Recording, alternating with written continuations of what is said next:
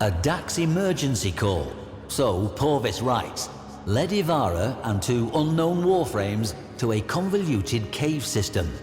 They found it littered with the bodies of murdered Dax and resplendent with bioluminescent fungi. I imagine the chitinous folds of her Salix Cyandana would have made for excellent camouflage within that malevolent, supernal glow. The secret history tells us that the Myrmidon appeared boldly before the 3 in a wide chamber connected by many tunnels. Clad in red and gold armor, it gestured to the first Warframe with what Porvis describes as a strange, clutching motion, as if seizing a falling apple. But it was no greeting, as we shall see.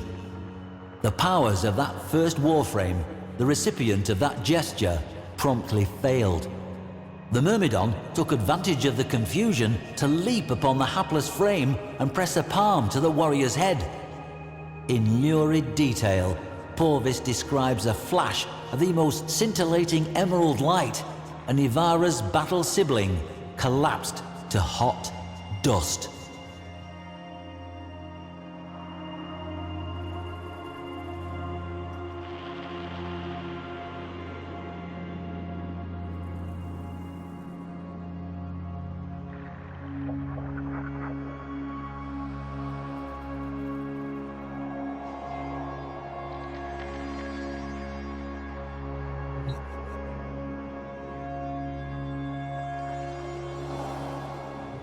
Ivara, the Huntress.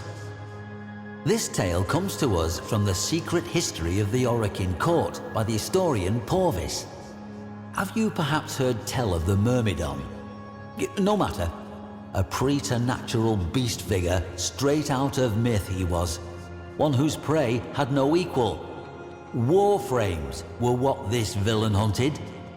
It is said a number of frames had been erased from history by this monster, models who no longer exist on any record, those who are not remembered. It hardly seemed possible that a single person could stand against a Warframe, let alone destroy it, let alone several. Perhaps Porvis enjoyed the telling a little too much, or perhaps there is something to it quite early indeed.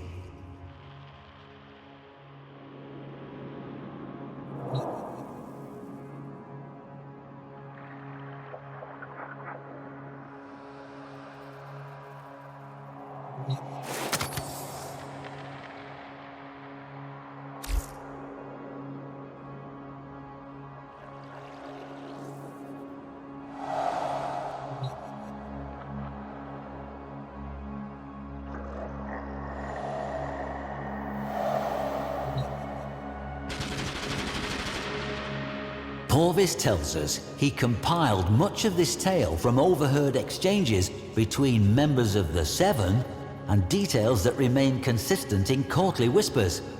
He tells us the second frame suffered the same fate as the first. Reacting, Ivara whirled and promptly vanished. But one clutching gesture in her direction and Ivara's powers fled, her cloaking field nullified. Visible, vulnerable, she loosed a dash wire arrow to a high alcove, but it never came. No escape. The Myrmidon was upon her. The Huntress spun, opening fire with Axamati pistols to send that devil scrambling for cover, arm thrown protectively across that twisted, armored head. That clutching gesture was the key. Ivara needed a plan, and she needed it fast.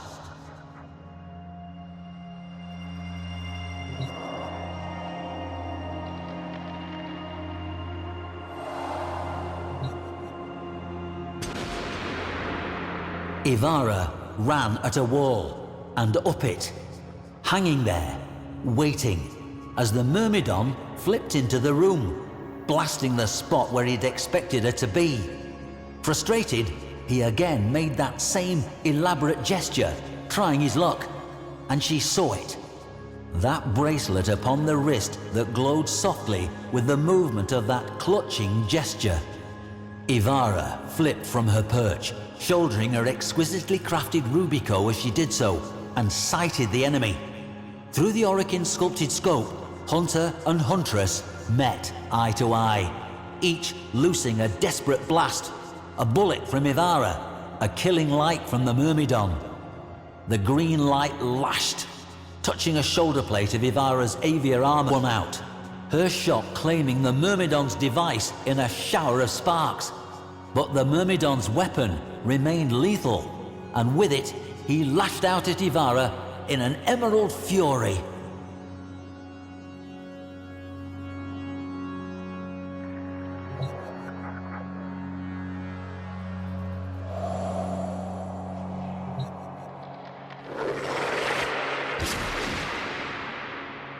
Ivara hit the ground and sprang into a surrounding tunnel. The Myrmidon shot, lancing a gouge in the porous chamber wall. Ivara pressed her back to a shadowed outcrop at tunnel's end, while the Myrmidon's weapon blazed and cut and chewed through her only cover. As good a time as any to discuss the weapon before you. The Artemis bow. The Huntress's signature weapon, and the tool with which she has wrought so much good. Said by some to be spirit bonded to her. Others say the product of forgotten Orokin technology. What Porvis tells us next displays to good effect what warrior and weapon were capable of. Pinned behind eroding cover, seconds from death, Ivara summoned her Artemis bow and it came to her. She and weapon as one. Without rising, she pulled back, aimed high, she and arrow as one, and loosed. Under Ivara's guidance, the arrow turned its path and shot down the corridor toward the Myrmidon, and lengthwise through his weapon. Around Ivara, the walls flashed green for a microsecond as the Myrmidon's weapon erupted. And then, silence.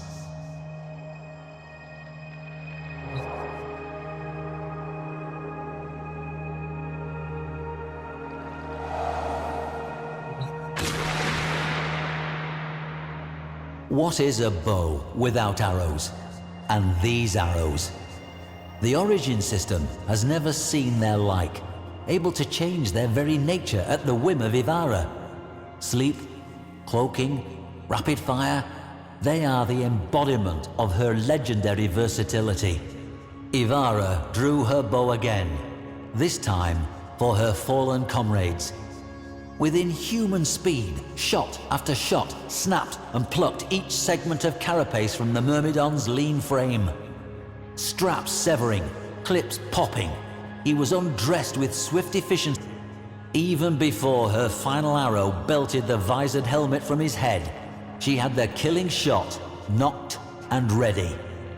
There he stood, the Myrmidon, slayer of warframes, naked, beauty, symmetry, even the capacity for language, sacrificed for raw power. But his face was a mockery of an Orokin face, those she was sworn to never kill. The smirk on his pallid, angular visage told her he knew it as well.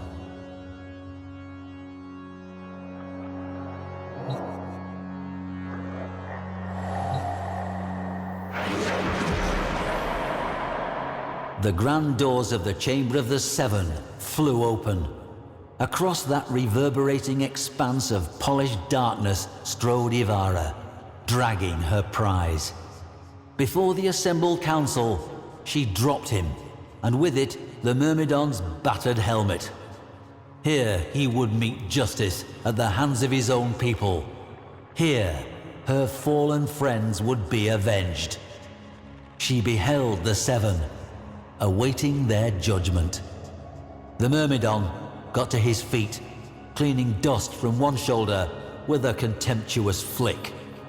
One of the Seven leaned forward, removing a curious thing from their slender head, a lattice of delicate silver, placing it on the elevated, chest-high curve of obsidian that separated her from them. Instantly, the Myrmidon collapsed, lifeless, to the floor. Ivara did not understand. Why? Why? A stately voice intoned her name. There stood Executor Ballas.